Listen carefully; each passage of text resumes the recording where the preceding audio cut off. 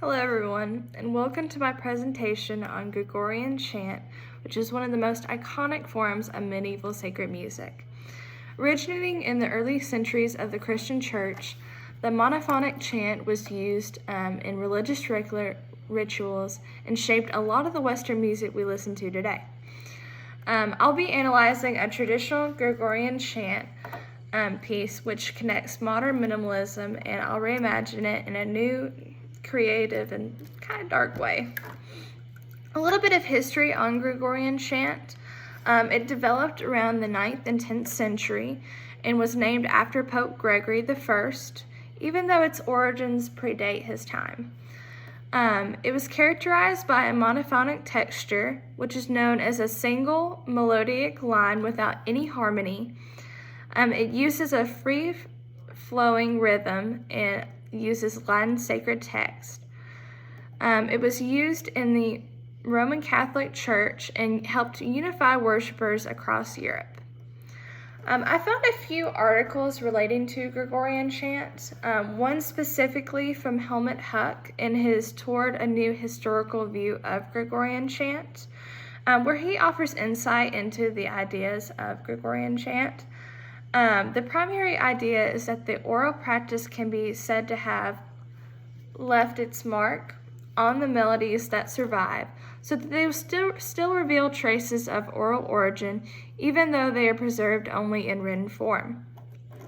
Additionally, I found another article by Charles W. Chapman in his Conducting Gregorian Chant, where after much experimentation, I have found that the most useful conducting gestures for chant consist of clockwise, circular motions of different diameter and speed, combined with softly rounded single beats. This aspect highlights how even subtle performance choices can express the flow in the chant instead of its meditative nature. The piece I've chosen to analyze today is Dies Irae, which is one of the most famous pieces of Gregorian chant by Mozart, which it was used in Requiem Mass for the Catholic Church.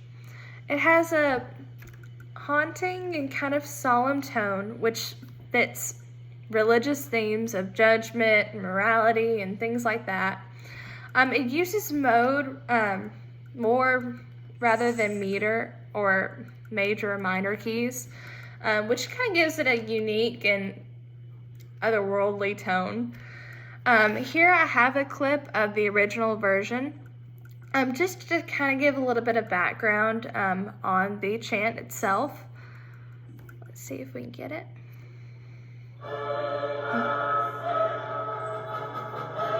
Very powerful sounding.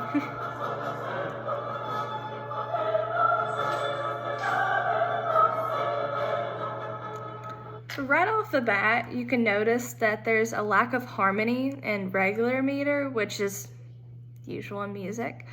It allowed worshipers to focus more on the religious text rather than the melody or the rhythm itself.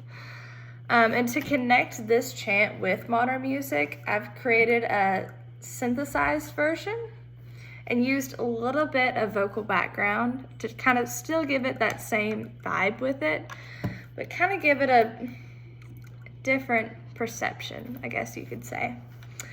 So I kind of took this off of artists like Mozart and Philip Glass, who had a lot of spiritual and minimalistic music, but I don't know if I could quite call this minimalistic, but I will play it for you all.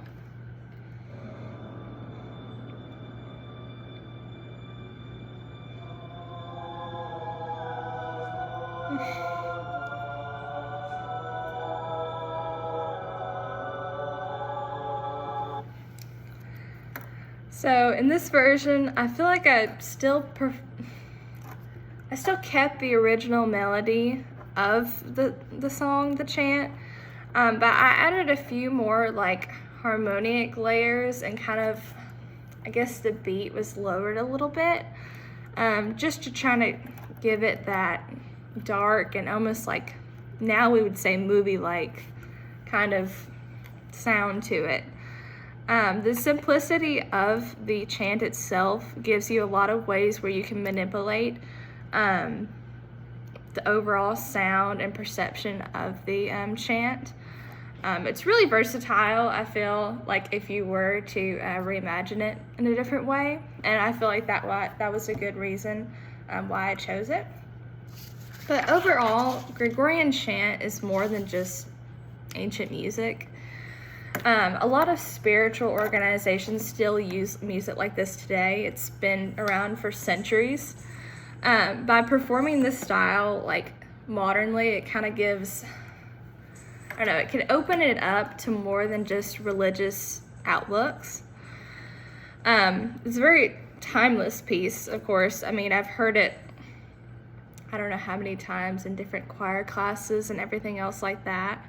I feel like it really just can still resonate in today's time and be used religiously, or just simply just because you like it. If you like classical music, this is perfect. But I appreciate you all for watching today, and I hope this helped give a new light on some medieval music. All right, thank you.